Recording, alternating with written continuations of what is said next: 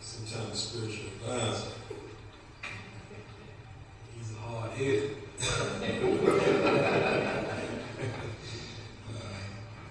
Thank you all so much. This is a wonderful opportunity. Class 10, focus on leadership. You all will be very proud of your accomplishment. This is just awesome. I just found out just yesterday the very intense regime that you all had to go through. And I told Tim, I said, man, that's like pledge. That's like pledge. But I haven't had the opportunity to go through the program yet, but I think it's a wonderful program.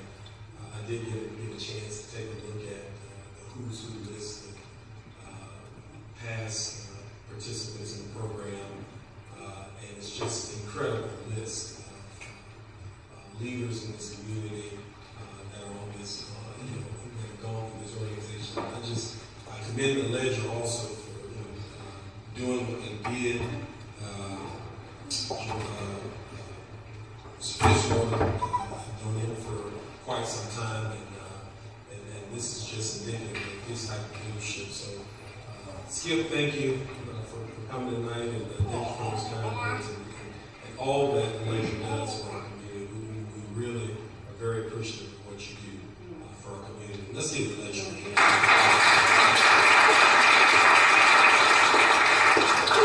I'd just like to recognize, I know we had two of our commissioners, Commissioner E. Yates. Thank you so much for being here tonight. And I saw Philip Walker here earlier.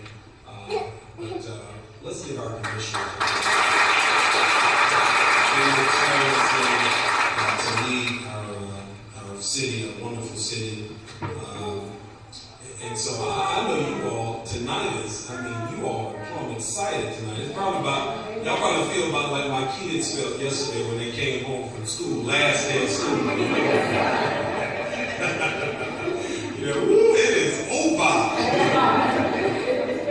I can tell you now, in our home, it's kind of bittersweet emotions. So my wife, after having picked up the kids, came to the house yesterday. And she comes in first, and the kids right behind her. She was like, "Oh, we got to find something for them to do this summer." She said, "They are getting on my nerves already." I said, "Sanji, this is the last day of school. You ain't even been with them all day. You just picked them up." But, anyway, so we're going to be busy trying to find some things for those youngins to do this summer. Thank you to the leadership, Focus on Leadership, for selecting me to address this group of leaders tonight. That is indeed an honor. It's not often that you get a chance to speak to your colleagues on the subject of leadership, and I am humbled and very appreciative for this opportunity. Lynn and I go way back, and April and I, and so just thank you all so much, and it's a wonderful program, great opportunity. Tonight, while you all are celebrating such a significant milestone, accomplishment, and we're all celebrating this joyous and festive occasion, still there is yet work to be done. There is still more to accomplish. And I'm one of those people that just believe that nothing happens by accident. And you all having gone through this program, very rigorous program, someone told me a long time ago, it's not how you start, but it's how you finish. And I know a lot of people who started some things in life, and there are some people that them as great starters, but they don't finish things well. There are 16 of you, I believe, that started with 16, right? And now you finish with 16. So that's a great accomplishment. But yet there is still work to be done. Still things to accomplish, because when you think about it and you look at our nation is in crisis mode right now.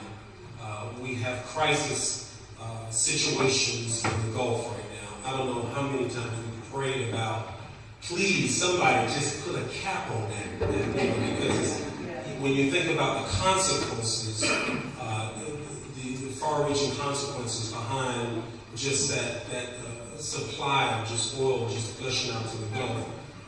There's a need for leadership. When you think about our community, when you think about the unemployment figures, and you think about the education of our community, it lets you know that there is a need for leadership. And leadership, true leaders, true servant leaders, answer the call of leadership just because that's what they are. Leaders lead. It's a very simple statement, but profound. Leaders lead. And when leadership is absent in our homes, then our houses, our families go astray. When leadership is absent in our education, then our kids suffer the consequences of our lack of investment, lack of attention, our indifference to education. It's reflected in the low test scores and the high dropout rate. When leadership is absent in our homes, you have high divorce rates, and when leadership is absent in our churches, the moral fiber of our community begins to decline. And so leadership is needed, and not just any kind of leadership, but servant leadership. You know, servant leadership is a weird kind of word when you think about it. It's kind of an oxymoron. We said servant leadership. It sounds like somebody can't decide whether they want to be a servant or whether they want to be a leader. So they say, well, I'm just a servant leader. Well, servant leaders are leaders that lead by serving. In other words, their servanthood is exemplary. Something to be modeled, something that people can model and pattern after. They're the kind of leaders that don't say, do as I say do, but not as I do. They set themselves up for example, and knowing that people are always watching them. And it's proven. They did this little study on animals, and they said that whenever there are crisis situations, that they all look to the leader, that alpha male, if you will, for leadership.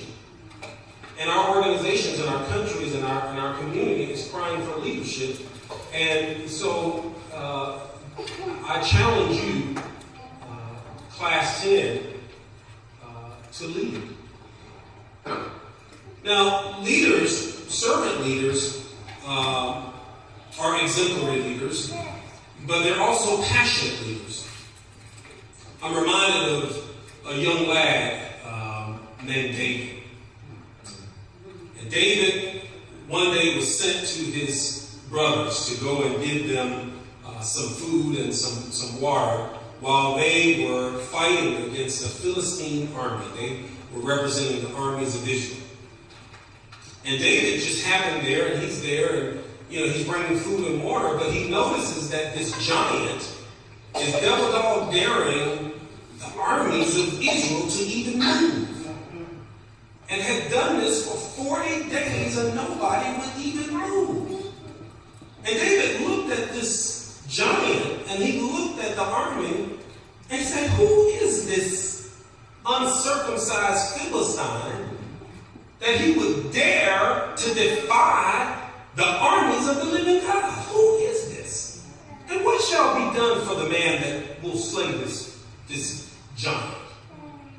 And his brothers would say, shh. They might hear you. Hush. Be quiet. What you want coming down here? And David said, what? Is there not a cause? Is there not a cause for action? And if you don't do it, then somebody needs to do it. And so what he did is he picked up these 5 pebbles and with his slingshot, very unorthodox military strategy,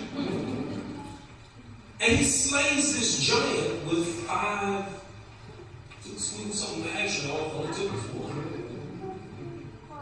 And he slayed this giant. You see, David was passionate about his God. He was passionate about the honor of Israel. And he knew that if it didn't matter who did it, but somebody needs to do it. And he stood there being just about couldn't take it no more. And how many of you are sitting in situations or sitting in organizations or observing idly by and watching things erode?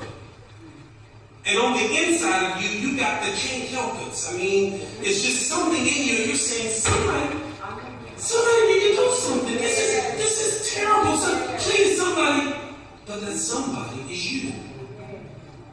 You see, I'm convinced that life leads us in situations that are not always comfortable. And sometimes we have a reason, sometimes we complain about, well, why I gotta be in this situation? Well, why things can't just go right for me? Why they gotta be like that? Why everything gotta go right for me? Why I gotta be the one like this? I believe that life leads us in situations that can bring out the passion in us. Can bring out the passion in us and say, here am I, send me, I'll go. So servant leaders are not only passionate leaders, but servant leaders are value-centered leaders, value-driven leaders. Understanding that they are here for a purpose, that their life is not just here to born, to live, and to die. And that something in the middle, my life has to have meaning. There has to be some purpose that I'm here for, and that is the thing that drives servant leaders. And if you look at every servant leader, every great servant leader of our time, whether it's Martin Luther King, or Mother Teresa, or Mahatma Gandhi, or Nelson Mandela, or Winston Churchill, they all lived and strived for something that was greater than themselves. They all risked even their lives, even the very comfort of their surroundings, even their livelihood. They risked it. And they put it all on the line for something that I believe in. Something that I value. And it doesn't matter whether I'm called to do it. See, that's the wonderful thing about servant leaders is they don't have to have a title. That's right. That's right. A servant leader doesn't have to be said, okay, you're the leader, now you lead. Servant leaders just see the need and they rise to the occasion. I believe that tonight we have servant leaders in here, and I challenge you. What is it that you are passionate about? What is that thing that just gets your adrenaline just flowing? What is that thing that you can get in behind and that you can risk it all? I mean, what good is it in life if you live only for your benefit? You know, I think about the man that had a company and he struggled and he sacrificed all of his life and, never had time for his children, never had time for his family, never had time for his wife, never had time for good causes because he was working on his business and he was trying to work on how he would one day reach this level of success. And so, yes, because he took the hedgehog concept and with singular vision, tunnel vision, yes, he accomplished great success. And there at his awards ceremony where he had finally reached his pinnacle of success and they were giving him these awards and his family was there and he got in the car and no one said anything. And he said, so boys, well, by this time these boys are men. What do you all think? And one of his sons said, Dad, this is a great accomplishment and I commend you, but I sure would have loved to have you be there with me when our team won the citywide soccer event. And the daughter said, well, I would have loved for you to be there with me when I had my first performance in ballet. And so, and when you look at it, it's being able to fast forward your life, look at the end of your life and say, when I die, when I come to the end of my road, and I have to write my obituary, what is it that I want people to say about me? Do I want people to say that I lived my life for my benefit and my benefit alone? Do I want people to say, well, he lived a very comfortable life and didn't risk very much? Or do I want people to say he gave it all? Not for his own cost, but for someone else. I challenge you today to write your own obituary. So that brings me to my third point. Is leaders, servant leaders, are visionary leaders. They have the ability to bring clarity out of cloudiness. They have the ability to not see just what exists today, right here and now in front of them, but they can see forward and project mentally forward and to create situations that they want to exist. You know, our company a few years back went through a retreat, and we took the book Jim Collins, Good to Great, and we spent about 3 days in Miami, and we talked about what is it that once we get to where we want to get to, whatever that is, what does it look like? What does it feel like? Tell me about it. And we had our employees, and each person said, well, for me, you know, I got money in the bank, my family is happy, I can retire and have money coming in, and I feel like we've accomplished something. You know, and just consequentially, you know, people spend 80% of their time on a job. 80% of their life is spent on a job. And people don't want to go to work and go home and spend all their lives and just feel like they have nothing to show for it. So we said, well, what does this look like? And we described it. What does it look like for the community? Well, part of our vision is that we will be so intricately connected to the community that the community could not imagine life without us. Our families, our husbands and our wives will push us out of the house to go to work because they love the company so much. And we wrote it. We wrote a full story about it. And we said, so what do we call it?